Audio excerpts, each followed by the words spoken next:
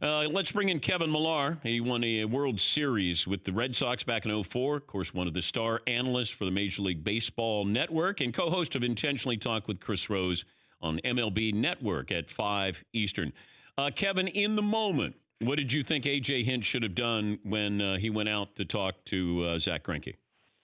Golly, we're watching the same game, right? Zach Greinke is absolutely painting the baseball. Nothing was above the knees, and you're thinking, man, they haven't hit a ball in the infield, it felt like.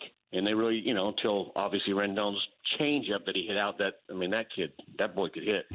It just felt like he needed to stay in the game. You just watching the contact. And once again, I always talk about this game, we lose our eyes because everything's kind of premeditated, it seems like third time around the line, we should get this guy up.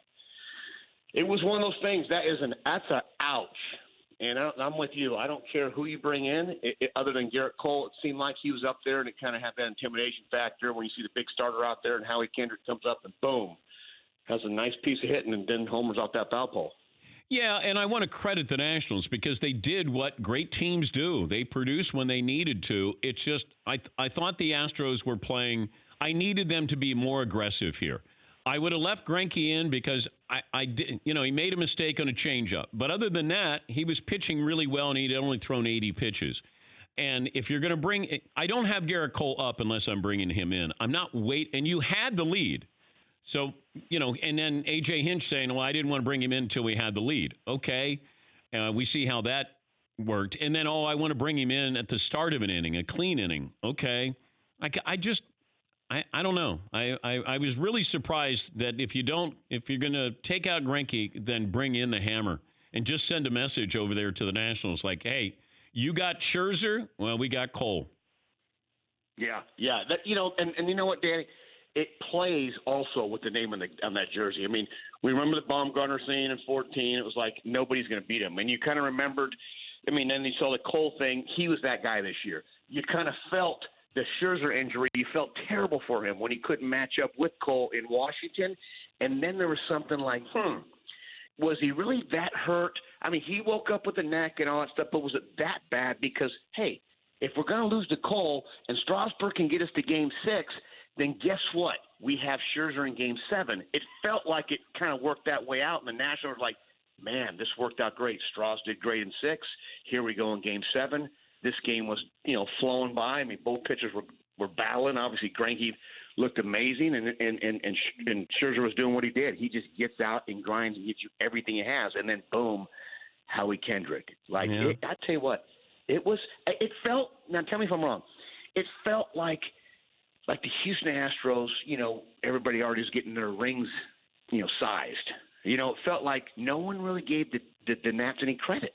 Other than, we haven't seen a series in the history of this game that a home team's never won. And then check out this stat. I don't even know if it was last year, hockey, basketball, and baseball, home teams before last night were 3-16. Home teams. Look at you, stat of the day there. That was yesterday. Our Mark Matcham, our wonderful research department. I'm like, really? 3-16 home teams for the Game hockey, 7? Basketball. Yeah. No, just in general in those playoffs. Okay, if somebody didn't see the Nationals, how would you explain how they did this? Looked at this team, Danny. They were, what were they? 19-33, 19 whatever the hell it was. 31. May. Yeah. Yeah. And then you look at this team, the three-headed monster, Scherzer, Strasburg, Patrick Corbin. We never give him credit. He struck out 230 guys this year. They were a monster team. Rendon turns into who he is. He's always been a very solid player, just kind of underrated because he didn't say anything. Then you get a chance to watch him for 7 days, and everybody's going, Chris Russo was on yesterday going, oh, my God, hey, Rendon saved baseball. He saved baseball that Game 6, drove in 5. I'm like, saved baseball? He's been doing this all year. At Rice University, he was great. He's not a great soundbite, but you watch the kid play, you're like, he's a ball player. Defensively, offensively handles a bat. His first at bat, Game 6, a little base hit through the right side. So they have a lot of great scenes now you get a chance to watch. And you watch for 7 straight days national television. They're a pretty damn good ball club. They're scrappy. They have that little believe in us behind the scenes. No one else is going to give us a chance. And then jump on their bandwagon. Here they are. If they were the same price, Strasburg or Garrett Cole? I mean, we just now we've seen, to answer your question, Garrett Cole. Period. We've seen the development of Strasburg overnight. 2012, and it wasn't his fault. We got on him when they didn't let him pitch in the postseason, right? We're kind of like, golly, we got on the Nats. It's an organization's problem. I think they create these pampered situations because they're first round picks, and then, oh my God, their investments and all the stuff. You can't see the reins off, and you can't see Strauss in a nice mental state now. You feel like he's a man now, and I tell you what, it was fun to watch him kind of grow, and you can flip a coin, but I'd take Garrett Cole. But we're talking to Kevin Millar from the MLB Network. If you're looking at Garrett Cole, feels like he's gone. Strasburg will opt out to probably re-sign. Rendon, can you afford him? Look at some of these potential free agents here, because you got a couple of big ticket items here. We'll put them down. We're going to wait all off season because they're all represented by Boris. But you put down Rendon's going to be at the Rangers. Cole will be with Anaheim. Strasburg will be interesting. Does he re-sign back with the Nats, or does he opt out and try to get on that West Coast? Maybe the Padres make a big move at him. But it'll be interesting because you got an opt-out, and there's no doubt in my mind Strasburg's got to go, even though there's $100 million left on that contract. Oh yeah, he'll opt out, but that doesn't mean he's going to leave. But you think Rendon is gone to the Rangers and Garrett Cole to the Angels? You feel that way. UCLA boy, he's West Coast. Boom, you hit free agency. You have a chance to hit free agency. Go somewhere you want to go. I mean, if he looks comfortable and happy here in Houston too, but I'm sure he's gonna.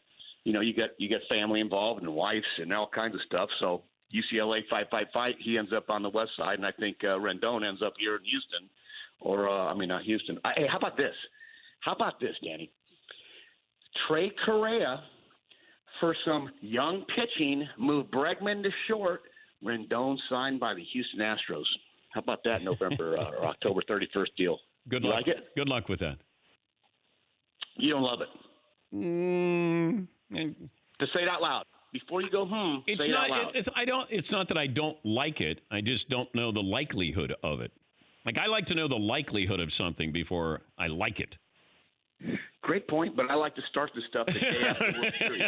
Bregman is short. Yeah. Correa for young pitching. They're going to lose Cole. Thank you, bud. We appreciate your time as always. I'm glad you're back, buddy. Thank you, Kevin. That's Kevin Millar.